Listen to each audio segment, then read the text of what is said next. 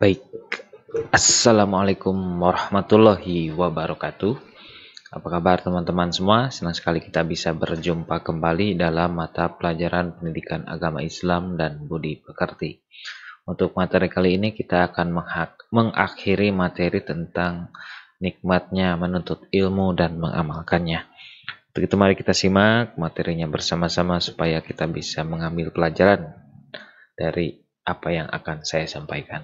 Tapi jangan lupa saya mengingatkan kepada teman-teman untuk tetap menjaga kesehatan dengan memperhatikan kebersihan dan selalu menggunakan masker ketika keluar rumah, mencuci tangan pakai sabun setelah beraktivitas, atau membawa hand sanitizer untuk kebersihan tangan, dan terakhir menjaga jarak supaya kita bisa terhindar dari virus yang merebak saat ini. Baik, judul yang akan saya bawakan adalah kiat-kiat dan hikmah dalam menuntut ilmu. Baik, kita akan bahas tentang kiat-kiat bagaimana kita untuk menuntut ilmu. Itu yang pertama adalah penuhi etika dalam menuntut ilmu. Ya. Kiat-kiat kita dalam proses menuntut ilmu adalah penuhi etikanya. Seorang yang menuntut ilmu harus meluruskan niat hanya karena Allah, berdoa kepada Allah setiap memulai dan mengakhiri pembelajaran, serta memuliakan guru.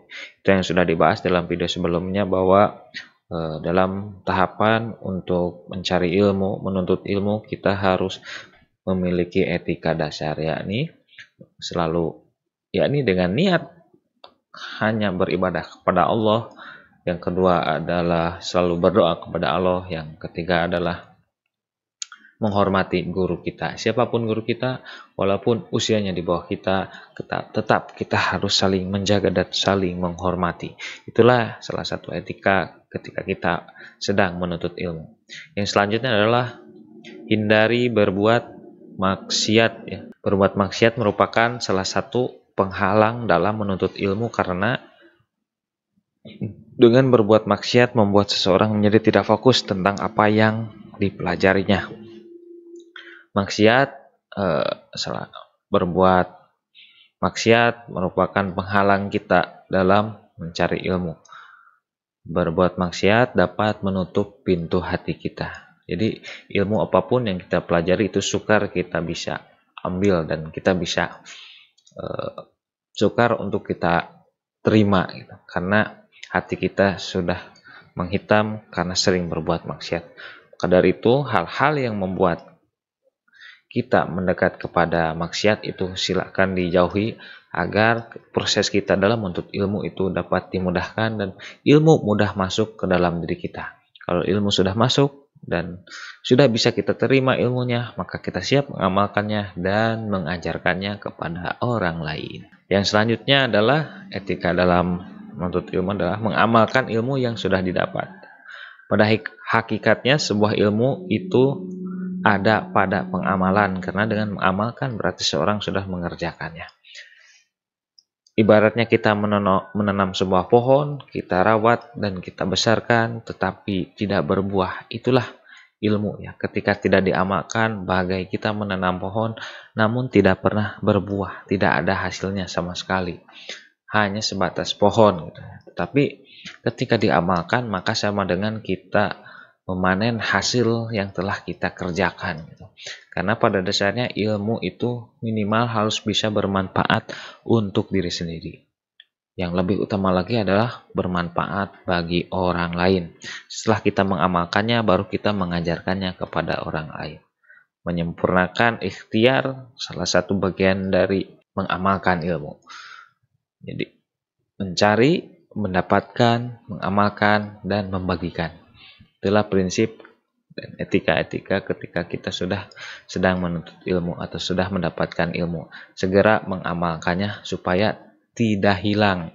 Tidak hanya sebatas pengetahuan saja, tetapi sudah bisa diterapkan oleh diri kita sendiri. Yang selanjutnya adalah memiliki semangat, kesungguhan, dan tidak mudah putus asa.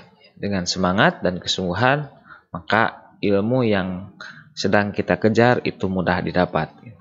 Harus siap mengorbankan apapun termasuk tenaga dan harta ataupun yang lainnya untuk mendapatkan kemuliaan dari ilmu ya. Yang selanjutnya mau mengajarkan kepada orang lain ya.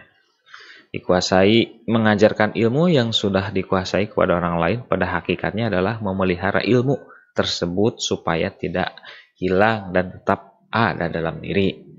Ketika kita sudah bisa, maka silahkan ajarkan kepada orang lain agar ilmunya tetap ada dan lestari.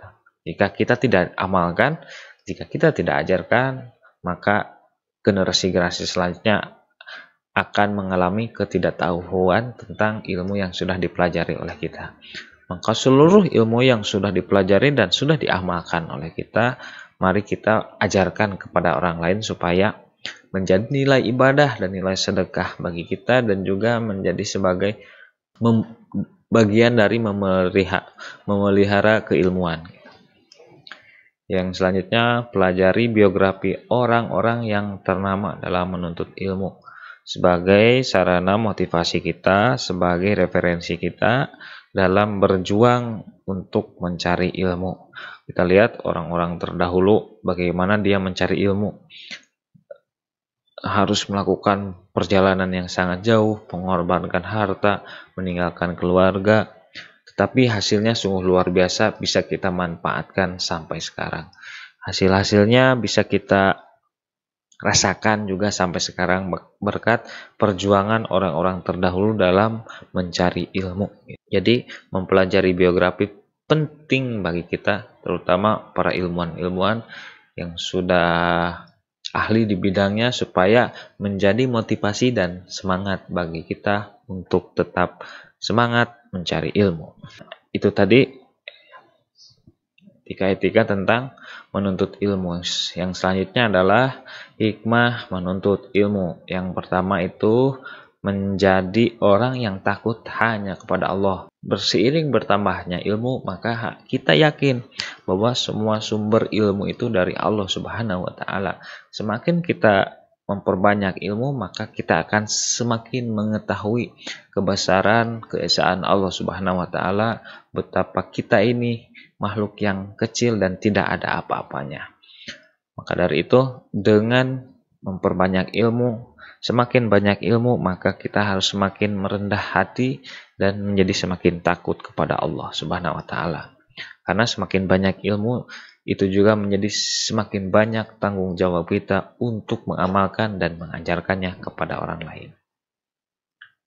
Yang selanjutnya adalah memudahkan jalan menuju surga, mendapat ridho malaikat, mendapat permintaan ampun dari seluruh makhluk bumi, dan menjadi pewaris para nabi.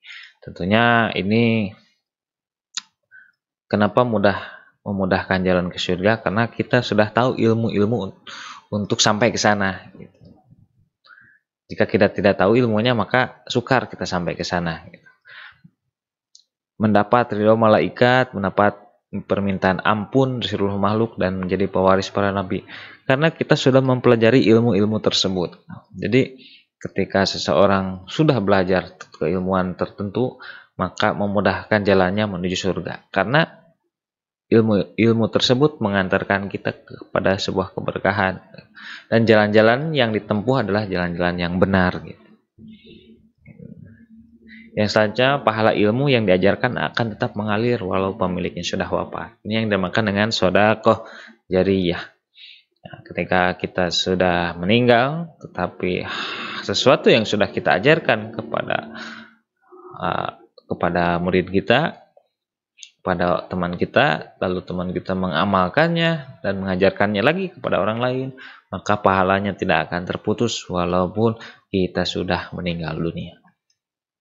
Baik, itu saja yang bisa saya sampaikan. Mohon maaf apabila banyak kekurangan.